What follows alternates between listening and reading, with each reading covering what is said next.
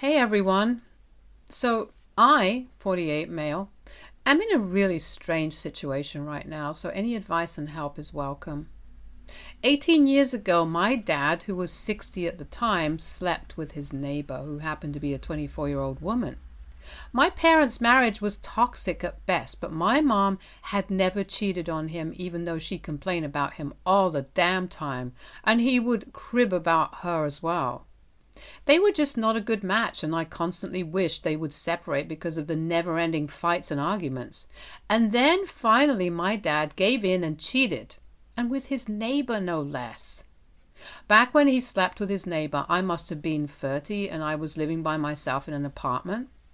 I'm an IT professional and could afford to live a nice life, so my dad approached me when his neighbor got pregnant to take care of it.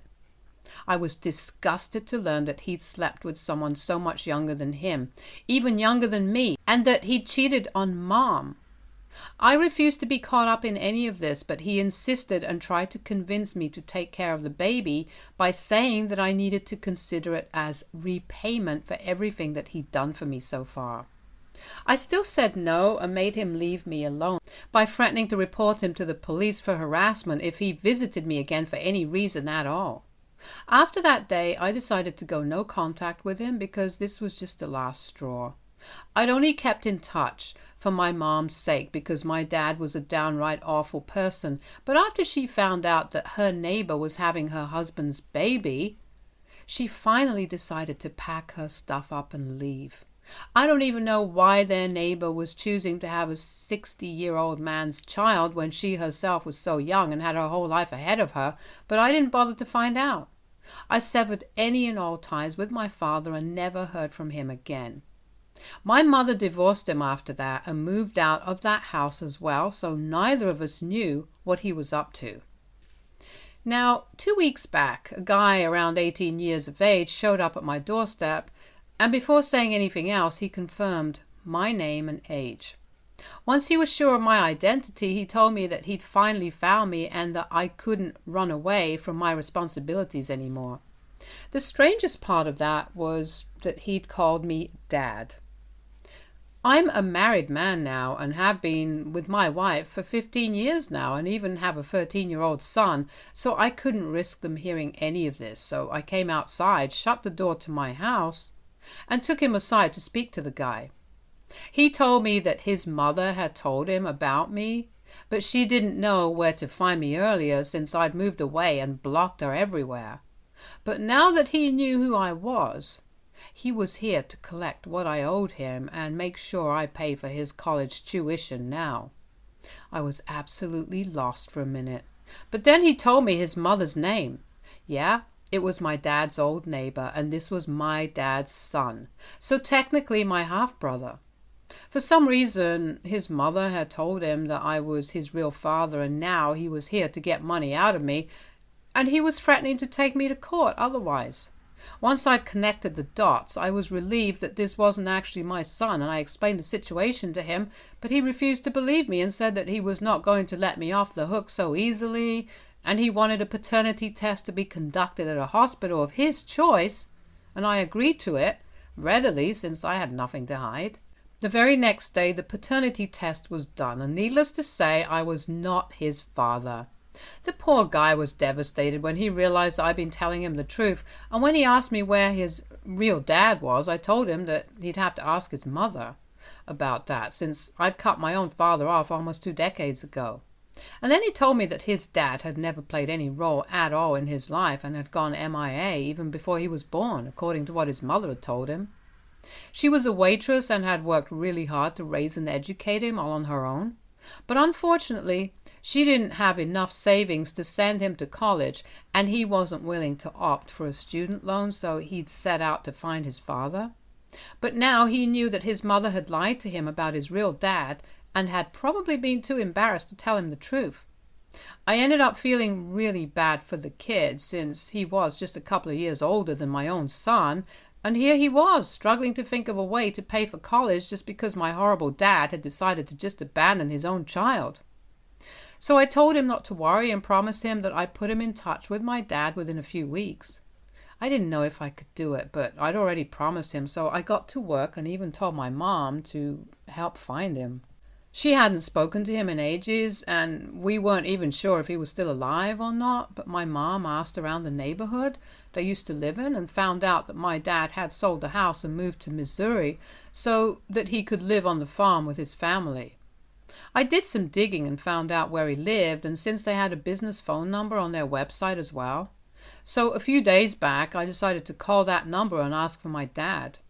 Luckily, I did manage to get through to him and told him that he needed to get in touch with his son right away, or else I'd make sure that he'd be taken to court and is forced to pay up. My dad told me to stay out of his business and then disconnected the call, but I forwarded that number to my half-brother and left him to deal with the situation. I also came clean to my wife about this and told her all about my half-brother because I really wanted him to be a part of my life now. The poor guy has been through a lot, and I would be more than happy to be able to do something for him. It's not his fault his father's an awful person and he doesn't deserve to be treated like this. My wife already knew about the kind of guy my dad was and his affair with the neighbor since I told her about it, but now that she knew my half-brother had reached out to me, she was thrilled for me and reassured me that he'd get all the help that he needed. We've kept in touch since, and he's told me that when he confronted his mother about her lie, she got very upset with him for even trying to go searching for his dad when she specifically told him not to. They'd been fighting for a few days over this, but 3 days ago, once I'd given my half-brother our dad's contact info, he decided to call him and talk to him. But my dad, being the coward that he is, refused to speak to him, and I guess he must have complained to his mother because that very day they got into a really bad fight and my half-brother ended up getting kicked out over his insolence. All because he'd wanted to find out where his father was and make him pay for his college tuition, which is literally the least my dad can do after years of avoiding his own son and his responsibilities. I decided to take my half-brother in for the time being. He's been really depressed about everything and barely even eats or speaks to anyone, and has been saying that he doesn't want to go to college anymore since he feels like he's going to end up becoming a burden on everyone if he decides to go. That's concerning because from what he's told me, he's a bright kid with a good future ahead of him, and it doesn't make sense for him to quit just because his parents are crappy people. I've tried to talk him into a student loan, but he's not willing to get into that at all. And I've even offered to handle his tuition expenses, but he's told me that he can't let me do him any more favors because I'm already going out of my way for a kid I barely even know, which is true, I guess. It's just been 2 weeks, but I feel horrible for him. I know he's my half-brother, but he reminds me of my own son, and I would hate for any kid his age to be going through something so extreme. His whole world has turned upside down in these past 2 weeks, so I can understand where he's coming from. He's lost and overwhelmed. I was feeling bad for him, and he clearly missed his mother as well, so I decided to pay her a visit this morning before I headed to work. I knew that she still lived in the same house since she'd inherited that from her late uncle, so she didn't need to pay rent, and the fact that it was in a nice neighborhood was just a cherry on top. She was really hostile towards me and didn't invite me inside, but I was okay with that because I wasn't a fan of hers either. I told her that her son was living with me and that he was really upset, so she needed to speak to him urgently. But instead of being concerned for him, she started yelling at me and told me to stay out of her family's business. She accused me of meddling in something that didn't concern me in the slightest, and even said that she'd been in the process of arranging the money herself, and she just lied to him to protect him from the knowledge that she knew wouldn't sit right with him.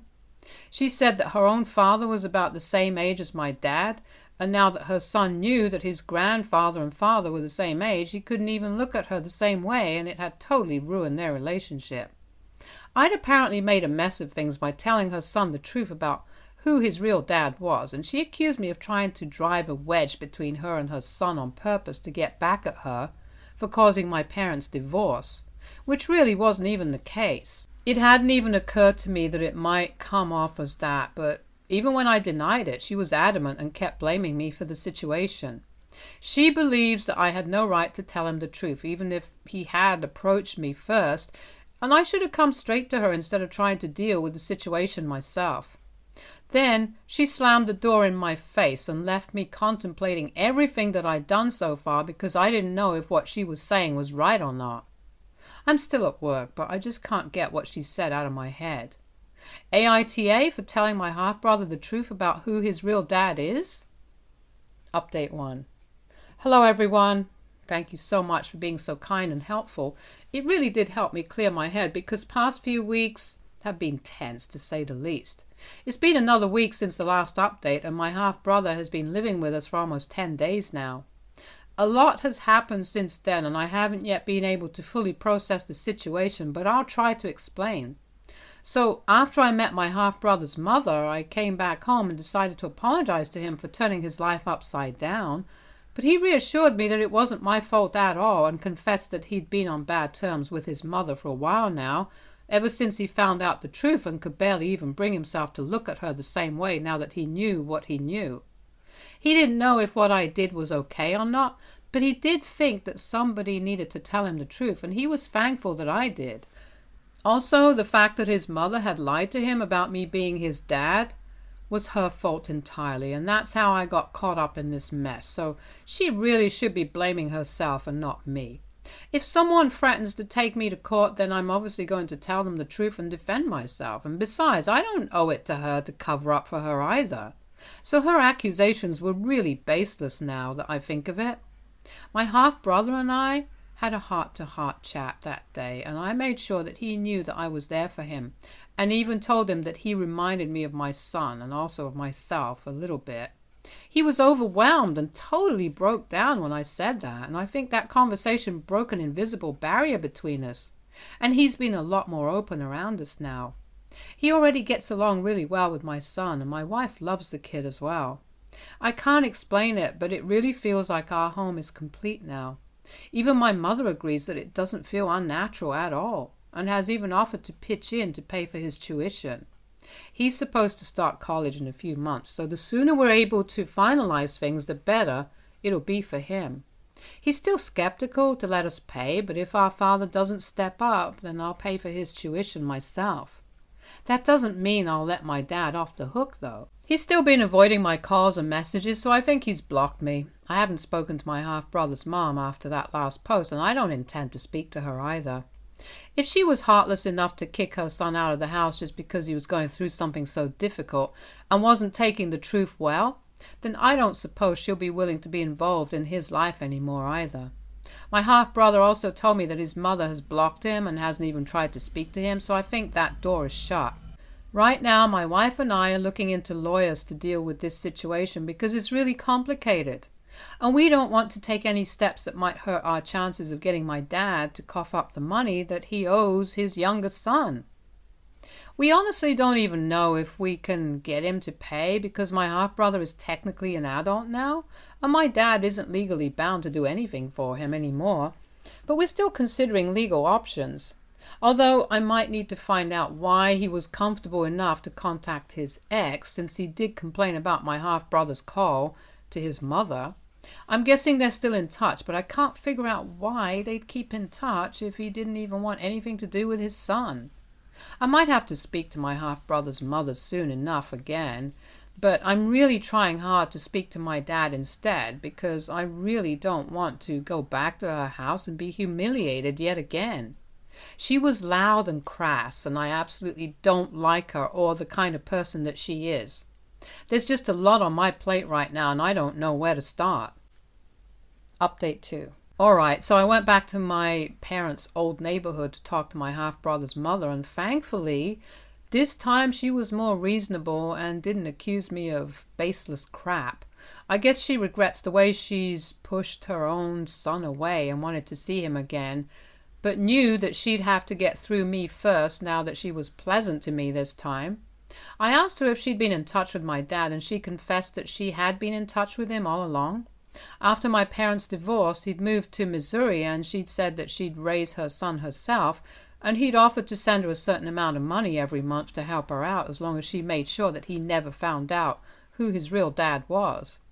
It wasn't because he was afraid that his younger son would come around demanding money, but he was more worried about the emotional aspect of it. He just didn't want the burden of having to deal with another kid at his age, and so he'd send her money every month as long as he personally didn't have to deal with raising another child and taking up his responsibility.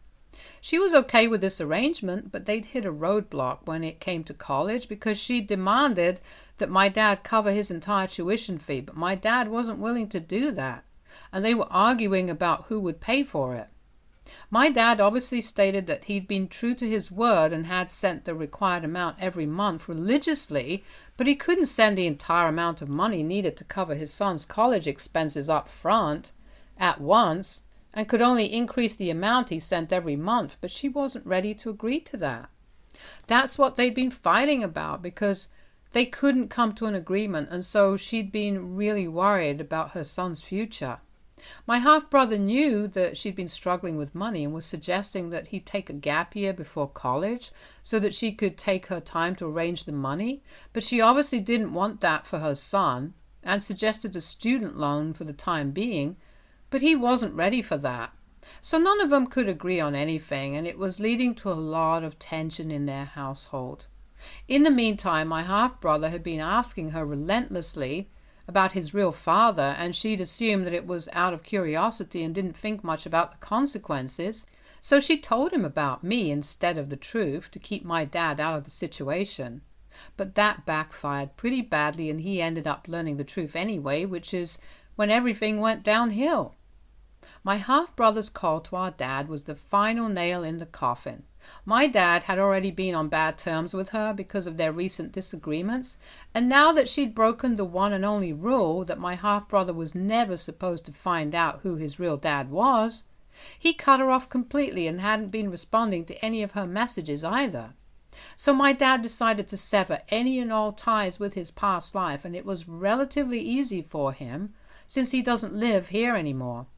But I wasn't going to let him get away with that. So after I left, I decided to book flight tickets to Missouri for myself, my mother, and my half-brother's mom, and we're scheduled to leave in 3 days. I don't know how my dad's going to react to any of this, or heck, what I'm going to say to him, but I know for a fact that he's definitely going to have to cough up the amount that he needs to, because he's ruined this poor kid's life by being a heartless, cheating jerk, and now he needs to make up for it. Besides, he's almost 80 anyway. I highly doubt he's going to go on adventures with the money he's saved up. Update 3. Hey there, folks. It's been 3 weeks since the last update, but fortunately, I've come bearing good news. My dad ended up agreeing to bear the cost of my half-brother's tuition and has already sent half the amount to my bank account. I think he was pretty much done for the second his ex, my mother, and I showed up at his home the day we landed in Missouri. He tried to threaten to call the cops on us, but I told him that if he did any of that, then we'd tell his family here about the real reason he had to move back. If he didn't want a scandal to ruin his relationship with his family, then he needed to step up as a father and do his duty. He'd already messed up when it came to me by cheating and putting me through a traumatic childhood filled with nothing but memories of him screaming at my mother and instigating her constantly, but he wasn't about to mess up another kid's future now as well. The cycle stopped here for sure. It took a bit of persuasion and a lot of arguing, but he finally gave in on one condition: that my half-brother would never speak to him and never even acknowledge him as his father. He wanted that in writing, and so there were a lot of legalities involved. We also had to fly my half-brother down to Missouri to complete the process and seal the deal. He also got to meet his biological dad and was horrified by how old he was, so I'm guessing he won't miss him too much either. He didn't hesitate to agree to the deal, which was fair, because he said that he'd already lived 18 years of his life pretending he didn't have a father. So he could go on that way and wouldn't care enough to reach out to our dad again as long as his college tuition was taken care of. So that was that, and we all flew back home, after which there was another huge argument that took place when my half-brother told his mother that he wanted to stay with me for a couple more days before moving back home. His mother didn't like that and began yelling at him in the airport itself But there was no point in doing that because she'd messed up as a mother herself by lying to her son and even kicking him out after that. After some arguing, she finally gave up, even though she was really unhappy about it. But her son was an adult now, and she couldn't force him to do anything he didn't want to. My wife and I were happy to have him as well, so he's been staying with us since then, and he's going to start college in the fall soon enough.